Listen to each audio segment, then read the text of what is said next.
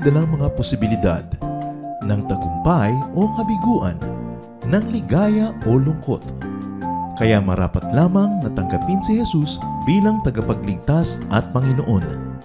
At matapos yun ay panariwain ang katapatan at paglapit sa Kanya bawat araw o day by day. Ang day by day ay naglalayong umalalay sa pang-araw-araw na pamumuhay. Narito po si Kuya Ed Lapis sa mensaheng pinamagatang The Other Goodness of the Good Soil.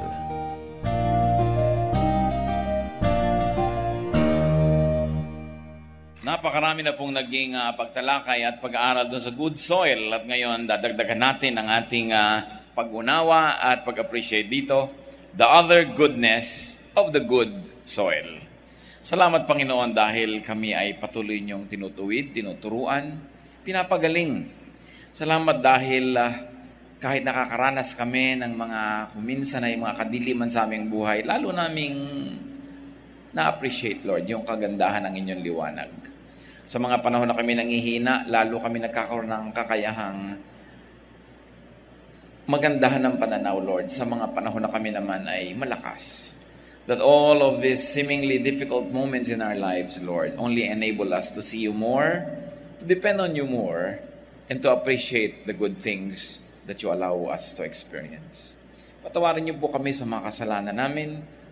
Linisin niyo po kami at walang maging hadlang nawa para kami ay makapag-uwi ng mga biyaya na galing sa inyo. Maging tani manawa ng napakayamang binhi ang aming isip, ang aming puso, at kami naman mamunga ayon sa iyong kagustuhan. Nawa ang pag-aaral namin, Panginoon, makapagpalaya sa aming espiritu, makapagpagaan sa aming mga dalahin, at makapagbigay din namin sa magagandang hamon para ang buhay namin lalong magkaroon ng kahulugan. Teach us, lead us, heal us, empower us, set us free. In the name of Jesus, your Son, our teacher and healer, we pray.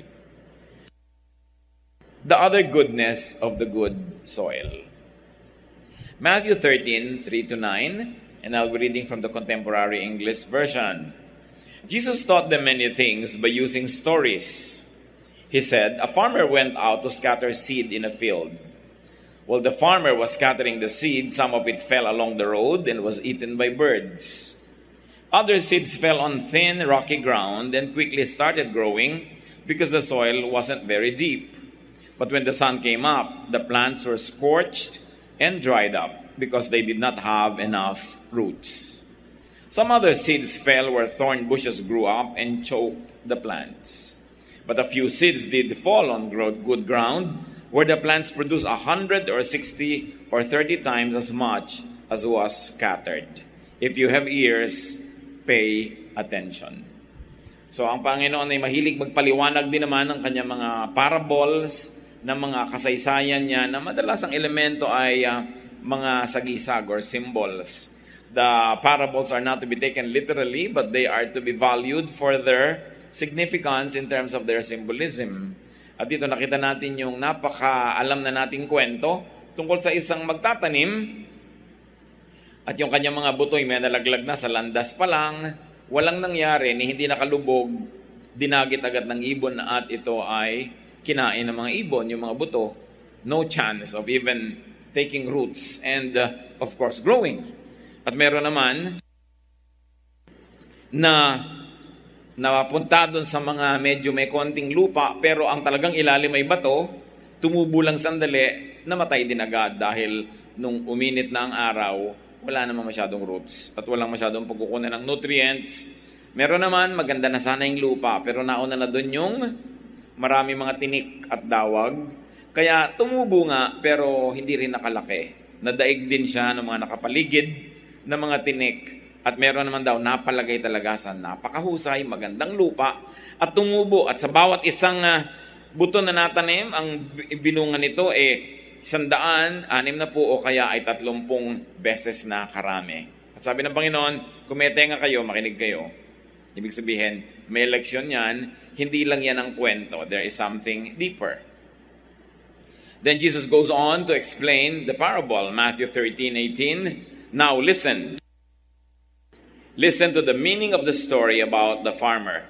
So now we talk about the goodness of the good soil. Yung face value, yung unang level ng pag-unawa natin sa kwento. Sabi niya sa verse 19, the seeds that fell along the road are the people who hear the message about the kingdom but don't understand it. Then the evil comes and snatches the message from their hearts. Binigyan niya agad ng assignment ng kahulugan yung mga buto. Yung daw buto na hindi nakatubo. Ang sinasagisag noon mga taong okay, nakarinig na salita ng Diyos, pero walang naintindihan ni konti, ni hindi natanim, ni hindi nabaon sa puso nila yung salita, kaya agad-agad kinuha ng kaaway. Hindi rin sila nakinabang na sayang yung salita. Verse 20, the seeds that fell on rocky ground are the people who gladly hear the message and accept it right away, but they don't have deep roots, and they don't last very long. As soon as life gets hard or the message gets them in trouble, they give up. So, pangalawang uri daw ng tao, yung parang napatanim agad sa lupa na tumubo ito agad, pero yung pala wala namang masyadong ugat dahil walang masyadong lupa. Mga pockets of soil lang and actually on rocks. So, hindi talaga tutubo. Ano daw yung mga tao na okay, ang agad-agad, ang saya-sayang tumanggap ng mensahe, excited agad, testimony here and there agad, pero hindi naman talaga lumago. So nung dumating ang pagsubok, dumating ang hirap, nag-give up din sila. Kaya mahirap halimbawa yung nagte-testify agad, lalo't mga sikat. Kasi hindi pa lumalago sa Panginoon, hindi pa lumalalim, ipapasubo mo na agad mag-testify, no? Dahil gusto na sila agad i-exploit ng simbahan na sinalihan nila. So, testimony here, testimony there. Sikat na sikat. So, pagka nagkamali, kinulang at nadapa muli ang pagpepiestahan ng mga unay hallelujah ng hallelujah habang nakikinig sa unang testimony. So, mahirap din naman yung hindi ka lumalago pa ay sige ka na ng sige ng pagte-testify. O kaya, nagte-testify, maganda, pero may kakambal na paglago. Pagtuturo. Solid teaching that can withstand difficulties and trials. Verse 22, the seeds that fell among the thorn bushes are also people who hear the message. But they start worrying about the needs of this life and are fooled by the desire to get rich. So the message gets choked out and they never produce anything. So lahat pala ng mga butong ito, mga kapatid, ay tao ang kanilang kinakatawan. Ito naman yung isang uri, tumubo, kaya lang maraming kasabay na tumutubong tinik. Ganun naman yung mga tao na gustong-gusto na nilang lumago sa Panginoon, tuwang-tuwa sila sa Panginoon, pero nadaig sila ng kanilang mga alalahanin. Gustong yumaman, gustong magtrabaho, gustong maraming kita, hindi na nagkaroon ng oras para patuloy na lumago sa pananalig, maglingkod, mababad sa salita ng Diyos, kaya natalo rin ng mga tinik ng buhay. And finally, verse 23, the seeds that fell on good ground are the people who hear and understand the message. They produce as much as 100 or 60 or 30 times what was planted. Yun yung unang goodness ng good soil. Spiritual. Yan daw ang good soil. Equivalent yan ng tao. Nataniman ng salita ng Diyos, 100 na ang nadala sa Panginoon. O kaya ay 60 o 30 times. In other words, magandang tanim ito. Nakarinig ng salita ng Diyos, naturuan, nakantahan, naipanalangin, pero mamaya nagpo-produce na siya ng ibang mga anak din ng Diyos. Sabi, yan ang good soil. O kaya merong ginawang mabuti sa kanya, naturuan siya, mamaya nagtuturo na rin siya. Ang natuturuan na niya, 100, 60, 30, or it doesn't have to be exactly that numerical, no? Kailangan lang, ibig sabihin, dumadami. Marami sa atin, very good soil. Makikinig lang ng mensahe dito. Bukas nga, nasa internet na yung mensahe. Kahit hindi nagpaalam. Talagang may kusa. No? At ang dami ng nakakarinig nung nadinig nila. May mababasa, mamimigay ng mga libro para marami ring bumasa. May malalaman, ite-text agad, ilalagay agad sa internet. Maraming bunga. Sabi ng Panginoon, yan ang magandang lupa. Yan ang magandang seed. Pagka meron kang investment na fertilizer, may investment ka na tubig o lupa, hindi nasasayang kasi maraming nagiging bunga. So ano ang ginawa ng Panginoon dun sa halaman na wala namang kabunga-bunga, puro dahon? Hindi ba at napagalitan niya at biglang naluoy yung halaman? Kasi sabi niya, sayang ang lupa, sayang ang tubig, sayang yung araw, sayang yung space. Tapos wala namang bunga. At ganoon din mga kapatid sa spiritual life. Bawat tanim sa atin ng Diyos, ano man yun, naturuan ka, naipanalangin ka, nakantahan ka, you were given an opportunity, kailangan may dalang bunga ka. Because no one is to appear before the Lord empty-handed. The Lord is the best agriculturist. And you know what agriculture is? It's making much fruit out of one seed. Kailangan maraming bunga.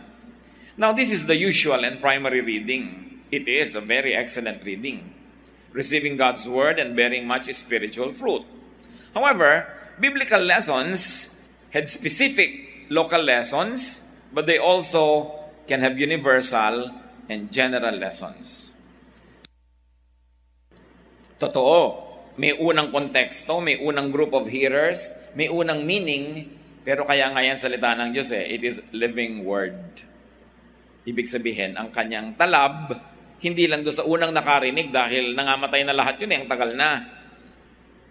Kundi patuloy ito na epektibo at patuloy na mabunga at mabisa sa lahat ng lugar, sa lahat ng tenga, sa lahat ng panahon. So, ano ngayon ang patuloy at buhay na kahulugan ng good soil na yon, bukod sa spiritual goodness? That when you are spiritually ministered to, you also have to be spiritually fruitful. So let's take a look at the other goodness of the good soil. Lagi siyempre may dichotomy yan. Laging may polarization of meaning at nagbabalanse. 2 Timothy 3:16, still from the Contemporary English Version, everything in the scriptures is God's word. All of it is useful for teaching and helping people and for correcting them and showing them how to live.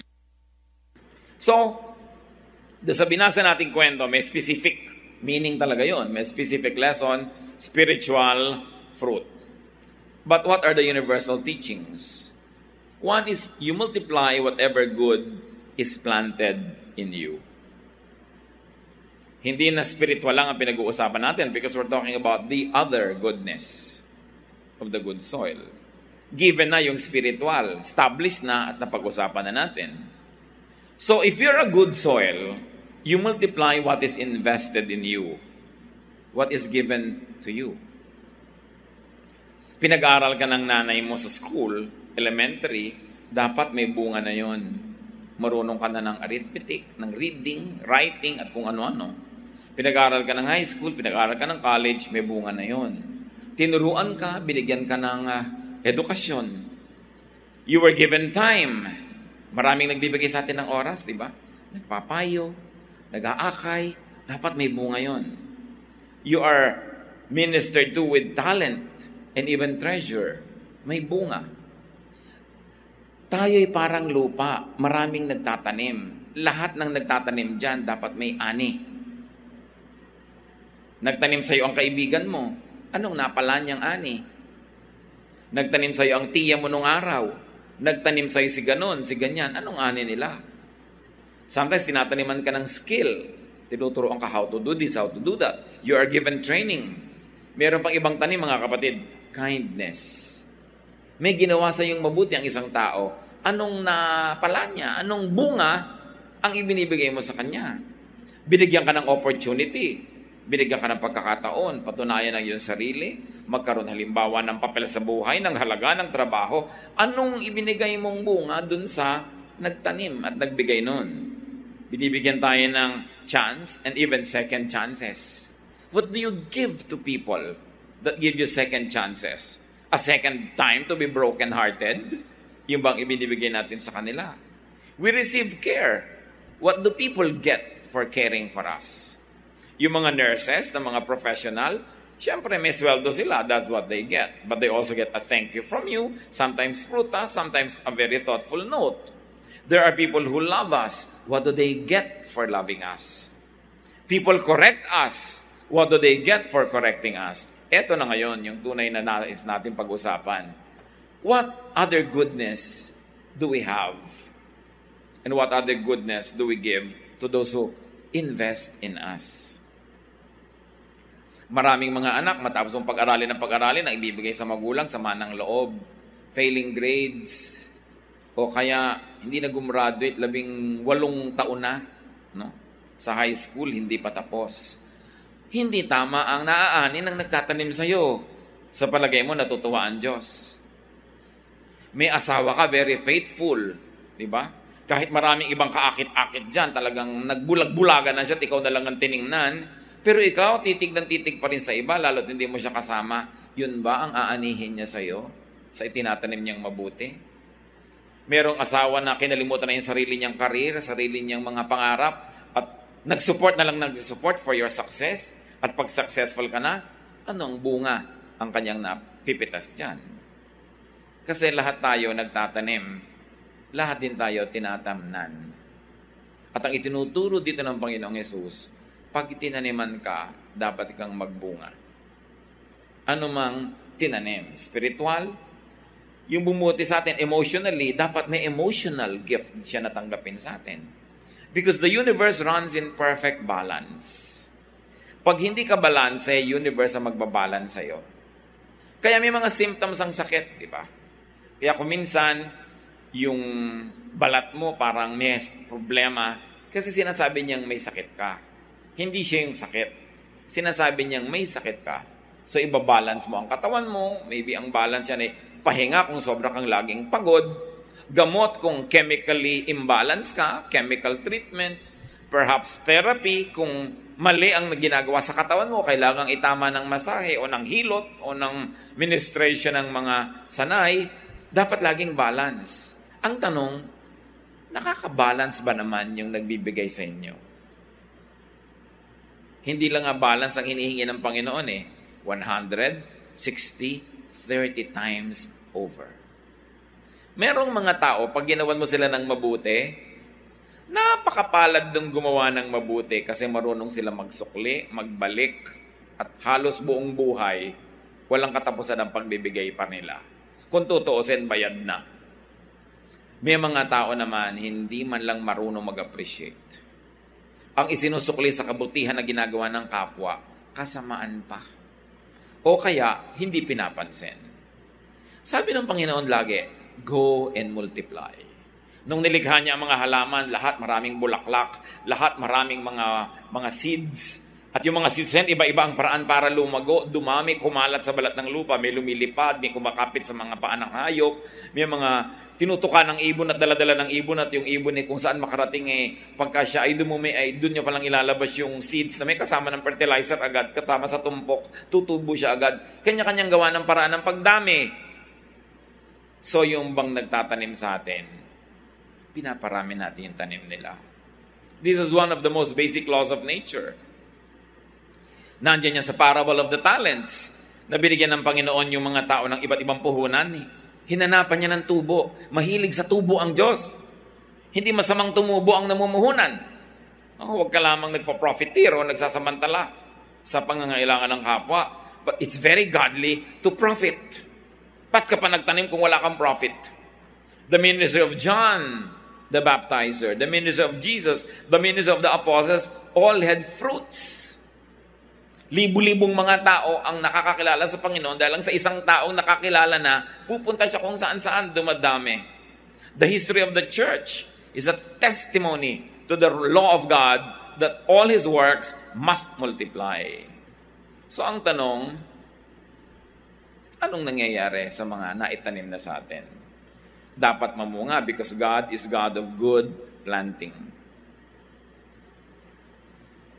Dalawa ang pinag-uusapan natin mga kapatid. Tayo bilang lupang tinataniman at tayo bilang nagtatanim din.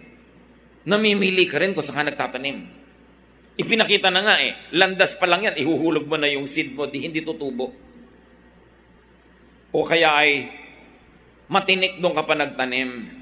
O kaya mabato, pinipili rin. So kung meron din kayong sobrang pagbibigyan nyo ng inyong panahon, talento, pag-aaruga, tinitingnan nyo rin na may potential siya. While your charity is for everybody, your very focused and very special care must be carefully given. Ganon din lalo ang pag-ibig, lalo kayong mga dalaga. Hindi basta-basta ibinibigay yung puso. Kasi kung minsan ginagawa ng binatang parang basketball, dinidribble-dribble at pinapasa-pasa kung saan-saan yan. Diba? Bugbog ka ang nangyari sa'yo. Pinipili mo kung saan mo itinatalaga ang iyong mga pinahahalagahan sa buhay. James 1:17, every good and perfect gift comes down from the Father. So whatever is planted in you by God or by people is from God. Basta mabuti. May gumawa sa'yo ng mabuti? May nagpaupo sa'yo sa isang bus? Kailangan mo upo ka dahil manganganak ka na mamaya. Di ba? So, may naggawa sa'yo ng mabuti. Paano mo ibabalik yun? Galing sa Diyos yung ideya na yun. Because all good things are from God. Maaaring hindi mo na siya mapaupo ever because hindi mo na siya makikita forever. Pero ang dami mo pang pwedeng pagbigyan sa buhay mo na iba. Kailangan may bunga yung kabutihan na yun. Makita sa iba naman. 1 Corinthians 10:26, the scriptures say, the earth and everything in it belong to the Lord. So pag kami nagtanim sa'yo ng kabutihan, halimbawa pera, binigyan ka ng pang-enroll. Damit, binigyan ka. Pagkain, binigyan ka. Galing sa Diyos yun. Dahil lahat ng bagay ay galing sa Diyos. Lahat ng mabubuting bagay. At kung ganun, every good thing you receive comes from God. Everything that you receive from people also comes from God. Then give good returns to God. Hindi niya nalilimutan yung accounting ng Diyos. Nagbigay siya sa'yo through a person. Nagbigay siya sa'yo directly. But most of the time now, through a person. Nag-aantay ang Diyos na bumalik sa Kanya yon. At syempre, yung ginamit niyang tao na daanan patungo sa iyo ng blessing, dapat daanan din yun ng blessing na pabalik sa Diyos. So habang nagpapasalamat ka, tumatanaw sa Diyos, nagpapasalamat ka rin at tumatanaw doon sa taong ginamit niya para kapagpalain. At inaasahan niya ng langit na susuklian mo ng higit-higit sa tinanggap mo. Napakagandang batas ng kalikasan. Kasi ikaw man, lahat ng itinanim mo, aasa ka't pwede kang umasa na may ani yun. Bagamat hindi naman tayo laging gumagawa ng mabuti para lang umani. Pero ang maganda doon, kaya nag-iisip kang aani ka o hindi, dapat kang umani at aani ka dahil yun ang batas ng Diyos. Kung minsan yung ginawan mo ng mabuti, hindi na siya ang diretsyong nakapagsukli sa'yo, iba naman, nagtataka ka kung bakit may mga mababait sa'yo hindi mo namang kilala. Pero yung pala, marami ka rin ginawa ng mabuting hindi mo rin naman kilala noong gawan mo ng mabuti. Giving good returns to people used by God to bless you means giving returns to God Himself. Sabi sa Matthew 25:40, whatever you did for me, or whenever you did it for any of my people, yun daw mabubuting gawa, no matter how unimportant they seemed, you did it for me. So kasama ang Diyos sa economy ng bigayan, suklian, bayaran, kasama siya lagi. Yung ganun. Pag kami ginagawa ka dyan sa mga taong baliwala lang sa'yo, parang mga walang kwenta, yung list of this sa ibang versions, actually, sabi niya, sa akin mo ginagawa. Napakahalaga na laging tandaan, you harvest what you plant. Hindi ka pwedeng hindi mag-harvest. May mga tao, mga kapatid, nag-iisip sila, ba't kaya ganito ang buhay ko? Ba't kaya ganito lang ako? Ba't kaya kulang at kulang ako? Bakit kaya ganito? Isang posibleng sagot, kapatid, yan siguro ang tanim mo. Madalas lang kasi bulag tayo eh. Akala natin ang galing-galing natin magtanim. Kung magaling talaga tayong magtanim, ayan ang Diyos, siya ang may gusto, siya ang nagtakda, at siya ang nagbabantay, dapat umaani ka na magaling. Kasi magaling ka pala magtanim. So balik ta rin yung arithmetic niyan. Pag hindi magaling ang inaani, malamang hindi magaling ang tanim. Kasi sabi ng Diyos, kung anong tanim, siyang aanihin. Konting tao lang mag-a-agree niyan. Kasi akala nating lahat ang gagaling natin magtanim. Akala lang natin yon kasi kung anong tanim, siyang ani. Diba? So kung hindi kayo kontento sa inaanin nyo ngayon, malamang hindi kontento ang Diyos sa itinanim nyo nun. So pwedeng palitan yan, pakontentohin ng Diyos, makukontento ka rin sa ani mo. mahirap tanggapin kasi tayo mga self-righteous. Laging akala natin, lugi ako, gumawa ako ng mabuti, ito lang isinukli. Ang bait-bait ko sa mga pamangkin ko, tapos ngayon tumanda na ako, hindi man ako alagaan. Ang bait mo nga, bigay ka ng bigay, pero may kasabay na mura. Ang natandaan, yung pagmumura mo sa kanila, hindi yung bigay. Nagbigay ka nga ng soup, tapos kalubog naman yung apat na daliri mo nabot mo. No? So, ang natatandaan niya, luminis yung kuko mo nung haunin dahil naiwan na yung dumi sa soup. Kung minsan may ginagawa tayong mabuti, hindi yun ikinakaila. Pero ang hindi natin napapansin, may kakambal na hindi maganda yung ginagawa natin. Pumapangit tuloy yung maganda. Magbibigay ka na rin lang, nakasimangot ka pa. No? Tutulong ka na rin lang, sumbat ka pa ng sumbat. Napapaliwala. Kaya dapat nating reviewin. Kung ang itinatanim ay inaani, therefore, ang inaani ko ngayon, tanim ko. Whether you like to admit it or not. It is easier to blame others. Hindi, ang bait-bait ko sa mga anak ko, ba't hindi sila mabait sa akin ngayon? Madali silang sisihin. Madaling sisihin ang manugang, yung manugang ko kasi, ganyan. Madaling manisin ng iba. Pero lagi nating tingnan, tanim mo, ani mo, buntot mo, hila mo. Because we are responsible for our own lives. And because God lives in us, and that we have the power of God given to us, that the Spirit of God lives in us, truth is, we make our own lives. Bakit ka malungkot? Isip ka siguro ng isip ng lungkot. Kasi ang lagi mong iniisip, natutupad. Kaya sabi ni Lord, huwag kang matakot. Kasi pag natatakot ka, yung kinakatakutan mo matutupad. Ina-attract mo eh. Iniisip mo lagi. Kaya ano ang uri ng buhay natin ngayon? Isang komentaryo yan kung tayo ay nagtatanim na mabuti. Liban na lang kayo si Job. Ang daming tanim na mabuti, umanim ng mahirap. Kasi under trial. So baka under trial kayo. Kung under trial, salamat pa rin dahil yung trial naman meron niyang ending period eh. Sandali lang yan. Lalampas din kayo dyan. Mabebless din kayo kung trial at maipasa. Pero kung hindi trial, salamat na lang pwede mag-isip-isip dahil pwede pa kayo magtanim ngayon. Kahit nasabihin nyo, ang tanda ko na pwede pa magtanim. Yung munggo nga ngayon, basahin nyo lang, bukas toge na. Mabilis din tumubo ang mga bagay. Hindi lahat matagal. So basta nagtanim ka ng mabuti, may aanihin ka niyan. Proverbs 11:18 says, goodness is rewarded. Galatians 6:7, you cannot fool God. You will harvest what you plant. And remember, it's not only getting tired planting. You must plant on good soil and you must plant a good seed. Sasabihin ng iba, bakit buong buhay ko naman nagpagod ako, bakit mahirap pa rin ako? Pero dapat nating review, ano yung pinagpaguran natin? Yung bang pinagpaguran natin ay talagang may posibilidad na angatin tayo sa buhay? Kasi halimbawa, ang sipag nyo talaga, nagtitinda kayo ng palamig sa isang kalsada every day of your life. Pero kahit talaga mabuhay kayo ng 1,000 taon, hindi kayo makakabili ng bahay sa Camellia Homes. Kung isang garapon ng palamig lang ititinda nyo araw-araw, kasi hindi nagmumultiply.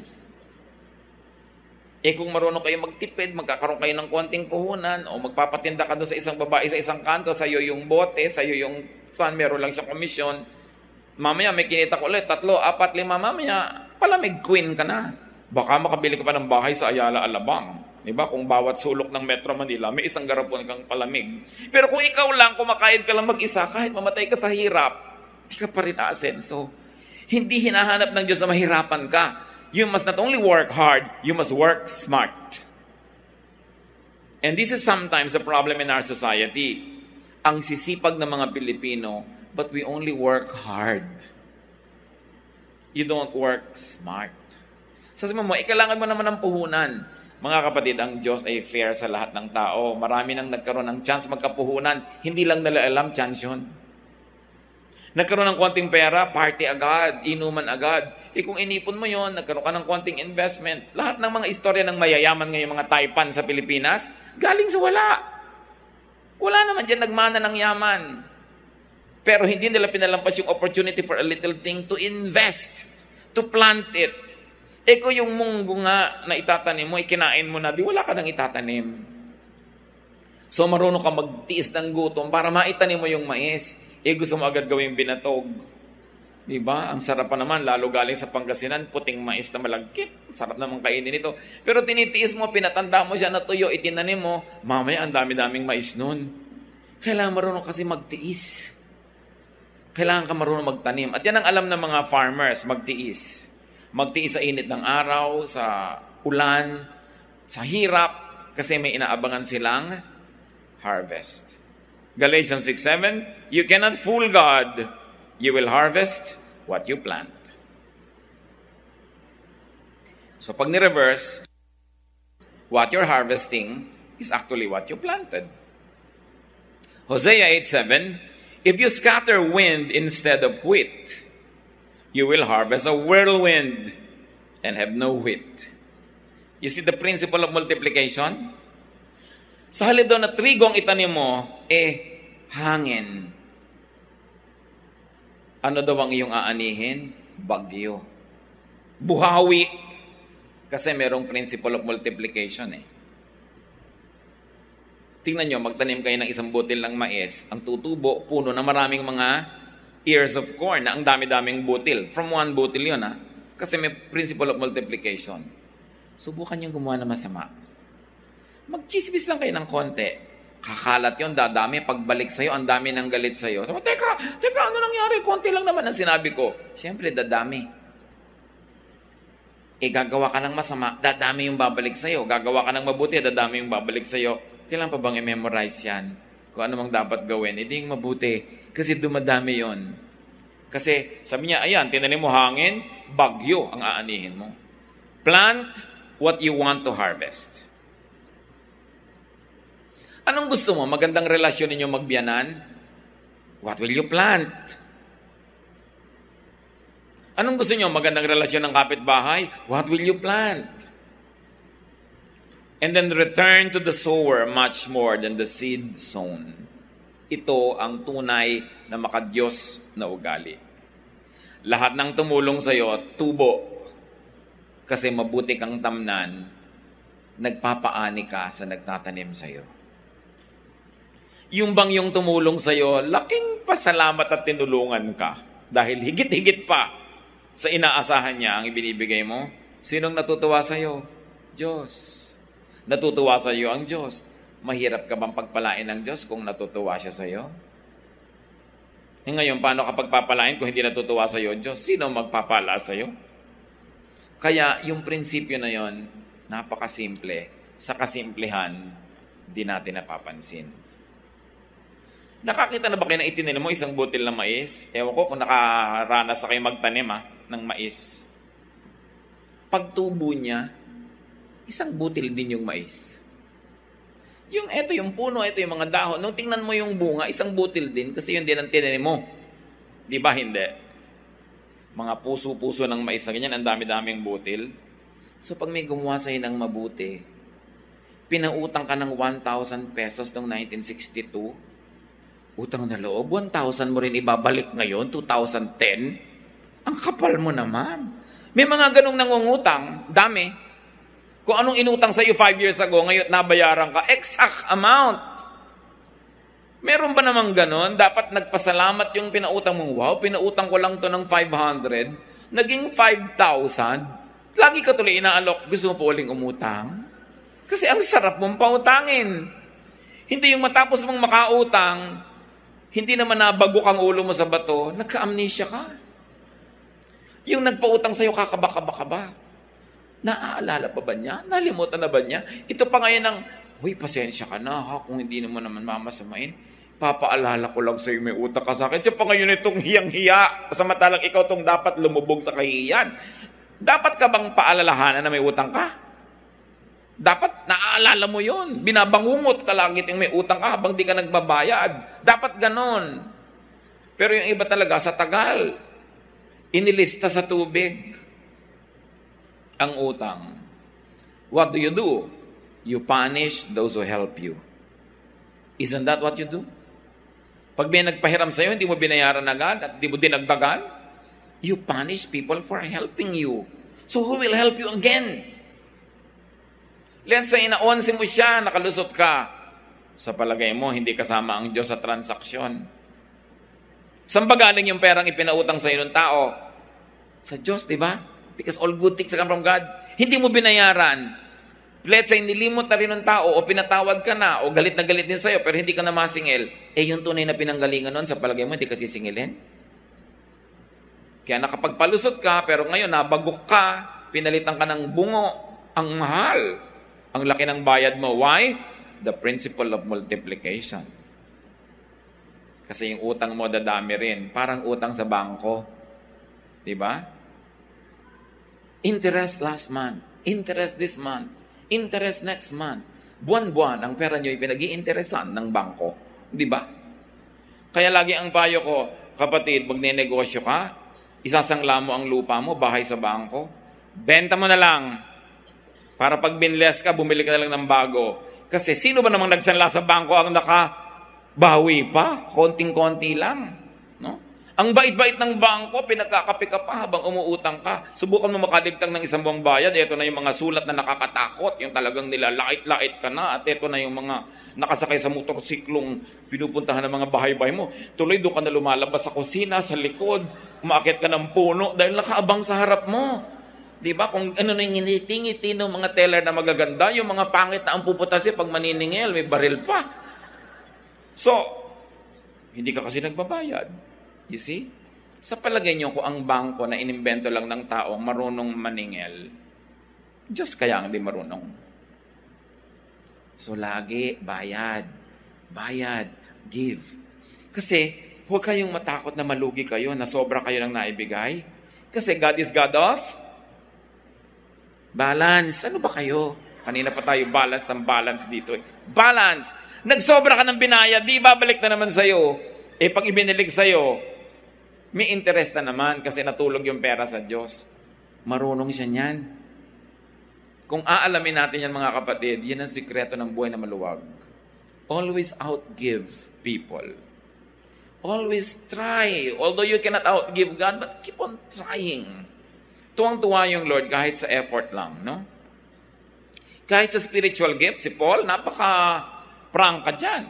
Sabi ni Paul, alam nyo kayo, lahat ng tinuruan ko kayo, dapat nga binibigyan nyo ako Pero madalas nga, hindi ko na kinukuha sa inyo para hindi kayo magmalaki. Pero ang totoo nun, dapat yun. Sabi niya sa 1 Corinthians 9, 10-11, this was written in the scripture so that all who plow and all who grind the grain will look forward to sharing in the harvest. When we told the message to you, it was like planting spiritual seed. So we have the right to accept material things as our harvest from you.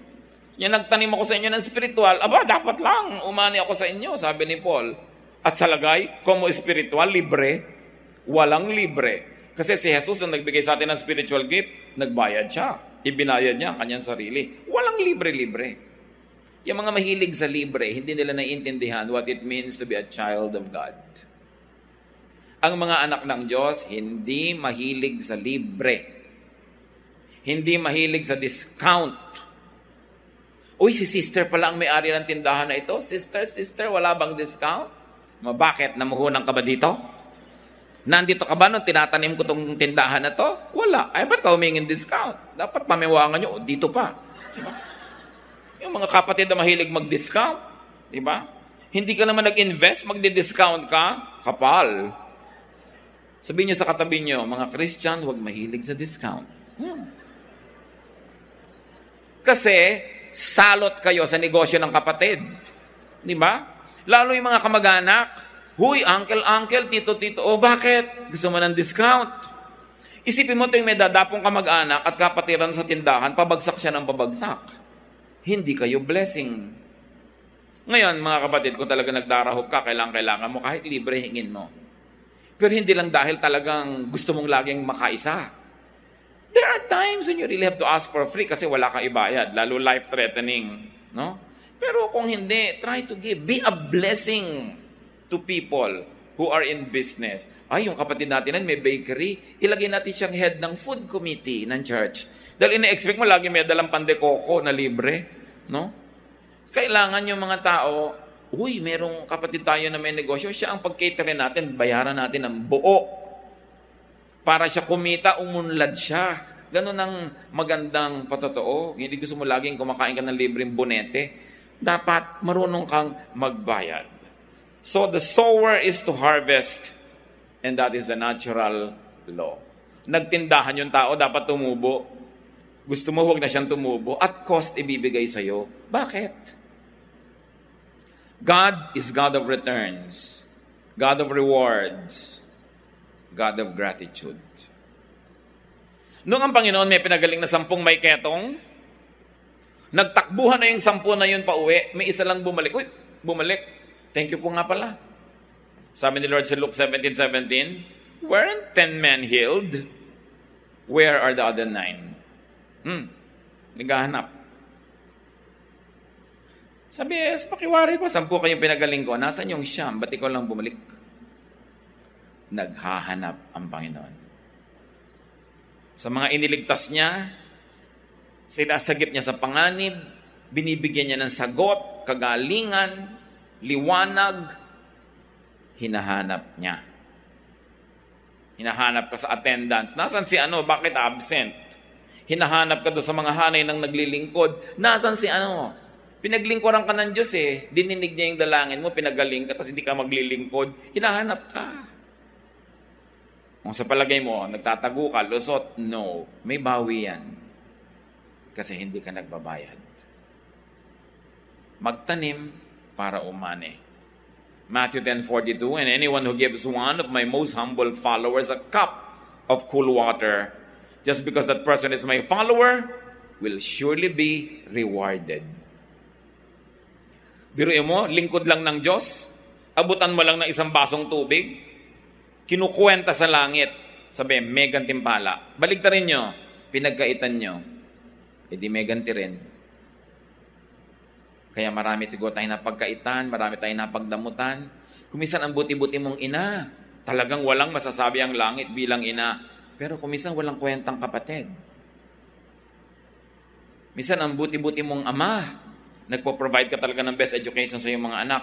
Pero wala kang kwentang anak sa magulang na nagpalaki sa iyo na nilimot mo na mula nung nagkaasawa at nagkaanak. So sa palagay mo, ang kinukwenta lang ng langit, you as father, you're also being measured as son, as brother, as neighbor. Tingnan natin lahat yan, kasi lahat yan nagbubunga sa pang-araw-araw nating buhay. We should return much more good than the good received. Kaya ang sabi naman sa Romans 12:17, don't mistreat someone who has mistreated you. Huwag mo daw gantihan ang masama yung gumawa sa'yo ng masama dahil babalik din uli sa'yo yung masamang ginawa mo. Pabalik-balik, walang katapusan. Remember the law of multiplication. Romans 12:14, ask God to bless everyone who mistreats you. Ask Him to bless them and not to curse them.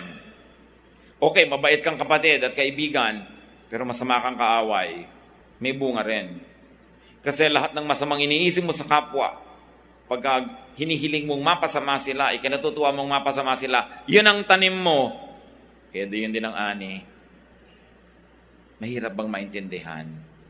Kaya ang sinasabi ni Lord, pagka kayo'y pinagalitan, minasama, minura, i-bless nyo. Ginagawan kayo ng masama, gawan nyo ng mabuti. Kasi pag gumawa ka na rin ng masama, may tanim ka na rin masama, may ani na rin. Kung puro mabuti itinatanim mo, yung masamang ginagawa nila sa'yo, matatabunan ng napakaraming bunga ng kabutihan mo. Yung bottom line, panalo ka. Mabuti ka nga dito, masama ka naman ganyan. You give to Peter, but you steal from John. Ang buti-buti mong ama, pero ninanakaw mo pala sa opisina yung bond paper ng anak mo at mga papel at mga ballpen. Di may ninanakawan kami, maniningil sa'yo. Kailangan maayos ang pamamaraan. Tanim, ani. What returns do you give back to God? Sabi natin tayo naligtas, inililigtas, patuloy na ipinaglililigtas. Ano ang napapala ng langit sa atin? Sa mga nagtanim sa iyo ng buti, tumulong nung araw, lalo nung mahina ka pa, nung hindi mo pa kaya, merong tumulong sa iyong lumipad to get off the ground, what returns do you give back to people? Gratitude is a very precious, godly virtue. Be a good soil. Your situation now is probably a harvest. of what you have planted. So give back so much more than what was planted in you by God or by people. You can never go wrong by bearing good fruits. Salamat, Panginoon, sa mga paalala nyo. Patatawarin nyo kami kung meron kami mga masamang tanim. At alam namin, Lord, kahit humihingi kami ng tawad, pinapatawad nyo kami, pero hindi kami nagiging exempted from harvesting what we planted. Kung minsan nakala namin, pag humingi kami ng tawad, pati yung dapat naming ibayad, burado na. Pero Lord, you forgive us, but we should restitute. We should still pay, and we should still do the right thing. Turuan nyo kaming itama ang aming buhay, ang aming pananaw. Huwag kaming makalamang, huwag kaming manlamang. Gumawa kami ng tama. Kung kami binabayarang empleyado, ipagtrabaho namin bawat minutong bayad kami. Kung pinagtitiwalaan kami, huwag naming nakawan, huwag naming pagtaksilan na nagtitiwala. Kung kami, Panginoon, ay pinagtitiwalaan sa ibang masasela na bagay, huwag kaming maging taksil na sinisiraan namin ang aming pinaglilingkuran. Nagsasalita kami ng masasama doon, laban sa nagpapasweldo sa amin. Turuan mo kami na huwag magtatanim ng masama. Linawan niyo pang isip namin, Lord. Kung marami kaming itinatanim na masama na hindi na pala namin alam na masama yon dahil namanhid na kami. Make us sensitive once more so that we will plant what is good and harvest what is good. Magbulay-bulay tayo mga kapatid. At kung sa palagay natin tayo nalamangan ng iba, matagal na tayong binayaran ng Diyos. Kung may nag-utang sa inyo, hindi nagbayad, may gumawa ng masama, hindi humingi ng tawad, ang Diyos ang nagbabalanse noon. Matagal nang binayaran nyo ng Diyos. Kalimutan nyo na, patawarin nyo na, dahil bayad na yon, kaya nandito pa kaya't buhay. Lord, teach us not only to be good planters, but also, Lord, teach us na yung mga nagtanim sa amin, bigyan namin ng ganansya. Think about the words of God, think about the example of the Lord, and be blessed.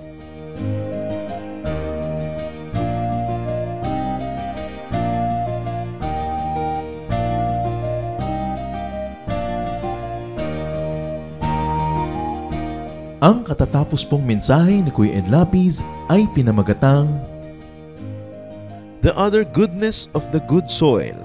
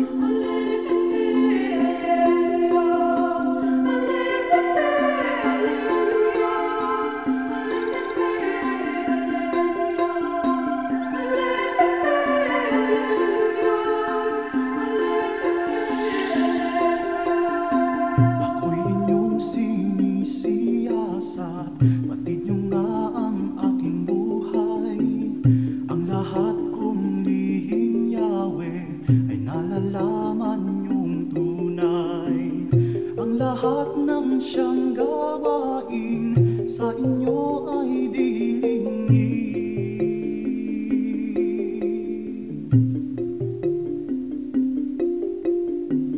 Ako may malayo, Yahweh, isip ko'y dagli ang bati.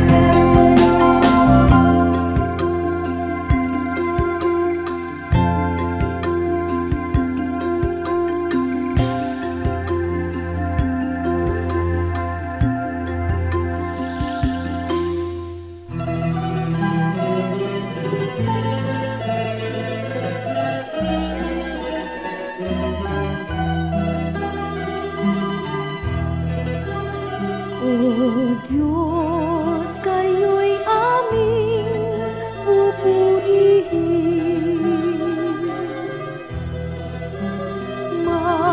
Marapat na ito'y aming gawin. Ang inyong gawa sa amin ay namamasdan. Tunay na dapat kang papurihan.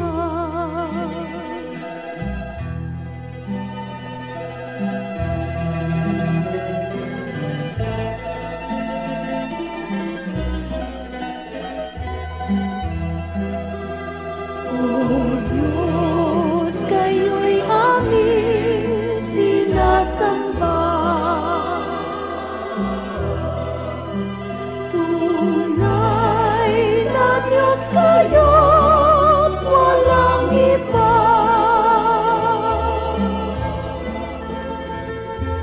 Ang inyong likha ngayon'y nangangayo pa. Ay buhay niyo, O Diyos, kay dakila.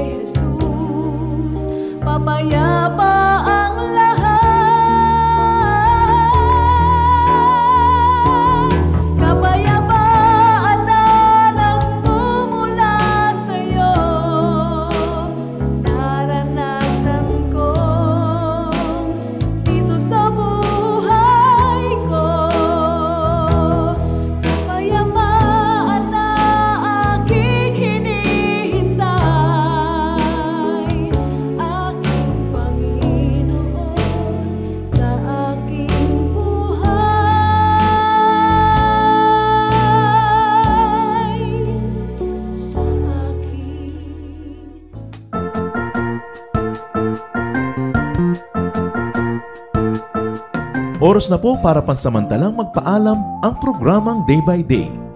Tayo po'y magsama-sama tuwing ika-6 hanggang ika-7 ng umaga, araw-araw. Magandang umaga po at mabuhay ang Panginoong Hesus!